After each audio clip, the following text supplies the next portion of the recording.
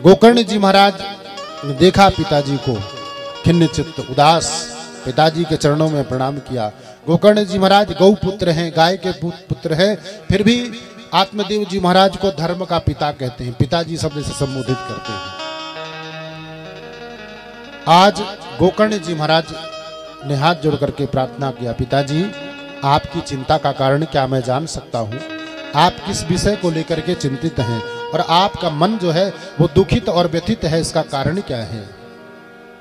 गोकर्ण जी महाराज अपने पिताजी के चरणों के पास बैठ करके सुंदर निवेदन करते हैं। आत्मदेव जी महाराज ने ये बात कही कि बेटा, आज मेरा मन इतना व्यथित है कि तुम्हारे भाई धुंधकारी ने जो ये समाज में कुकृत फैला रखा है और नाना प्रकार के उलहने आते हैं मेरे पास, मैं सुन सुन करके थक चुका हूँ और मुझे आत्मग्लानि हो रही है इस विषय की कि मैंने उस महात्मा के सामने हट करके वर मांगा और इससे अच्छा तो मैं बिना पुत्र का ही ठीक था।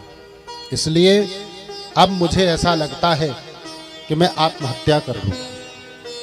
गोकर्ण जी महाराज ने कहा कि पिताजी, ये सच्चे मानव का, सत्कर्मी पुरुष का, धर्मात्मा पुरुष का लक्षण नहीं है। आत्महत्या करना कोई विकल्प नहीं है, उस बचाव से बचाव का विकल्प नहीं है। ये तो कायरता है पिताजी, ये कायर लोग करते हैं। समस्या से डट कर के मुकाबला करना, जूझना और उस समस्या का निदान पाना ही मानव का सच्चा लक्षण है। आत्महत्या करना तो कायरों का काम है। और फिर आप जिस पुत्र के लिए चिंतित हो रहे हैं, आज कितना सुंदर उपदेश कर रहे हैं गोकर्ण जी महाराज।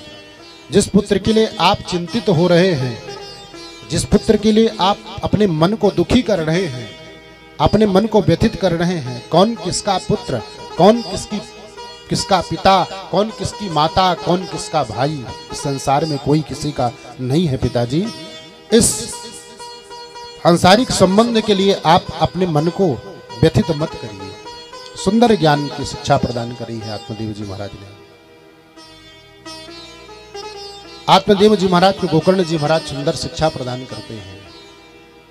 पिताजी, जिस पुत्र को आप अपना मानते हैं, क्या ये पुत्र आने के पहले आपको सूचना दिया कि पिताजी मैं आ रहा हूं? पिताजी, ये जिस पुत्र को आप अपना पुत्र मानते हैं, कि क्या ये पुत्र जाने के पहले आपको सूचना दे करके जाएगा कि पिताजी मैं जा रहा हूं भगवत धाम को? नहीं पिताजी। बच्चों को शांत करवा दें, शांति से बैठे तो ठीक है, नहीं इनको बोले भक्त वत्सल भगवान की जय हो। पिताजी, ये आपका मन जो व्यथित है ना, यह कारण व्यथित है। मन एवं मनुष्याणाम बंधनात् मोक्षनात्, मन ही बंधन और मोक्ष का कारण है। आप ये मन से चिंता हटा दीजिए। कोई किसी का पिता नहीं, कोई किसी का पुत्र नहीं, कोई किसी का भाई नहीं। अगर ऐसा होता तो ऐसा क्यों होता? कैसा? ये आंखें असमय पर अंधी क्यों हो जाती हैं? ये हाथ असमय पर, यानी संपूर्ण जीवन पूर्ण करने के बाद आंखों की रोशनी जानी चाहिए, लेकिन आंखों की रोशनी पहले चली जाती है और हम बाद में जाते हैं। ये हाथ पहले धोखा दे जाते हैं, कांपने लगते हैं। ये पैर धोखा पहले दे जाते हैं। इसलिए पिताजी, इस आत्मा का संबंध तो सिर्फ परमात्मा से है।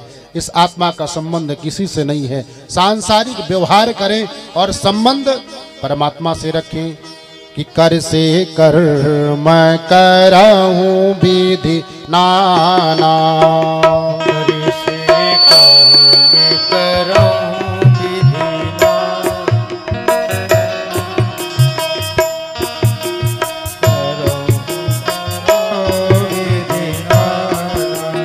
कर से कर मैं कराऊं विधि नाना, कर से कर मैं कराऊं विधि नाना, मन राखहु जहाँ कृपा निधाना, मन राखहु जहाँ कृपा निधाना।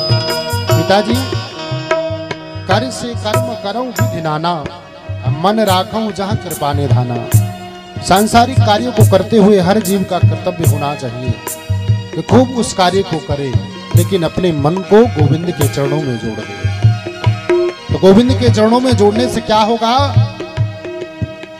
सुमेरी पावन सुत पावन नाम, सुमेरी पावन सुत पावन नाम, सुमेरी पावन सुत पावन नाम, सुमेरी पावन सुत पावन नाम, अपने बस करी राखे राम, अपने बस करे आई राम।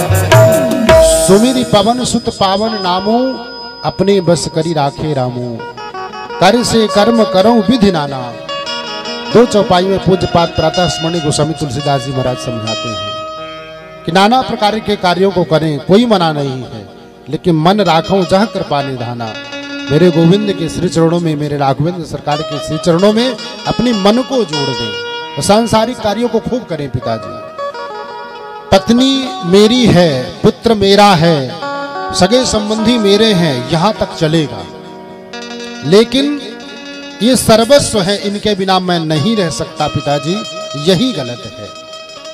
यहीं पर मनुष्य मानव से भूल हो जाती है और मानव फंस जाता है और 84 लाख योनियों में भटकता रहता है। पुनरपि जन्मम पुनरपि मरणम पुनरपि जननी जठरे शयनम, बार बार आवागमन का चक्र चलता रहता है। इसलिए पिताजी आप इन सारी चीजों को मन से हटा दीजिए और अपने मन को सिर्फ गोविंद के चरणों में जोड़ दीजिए।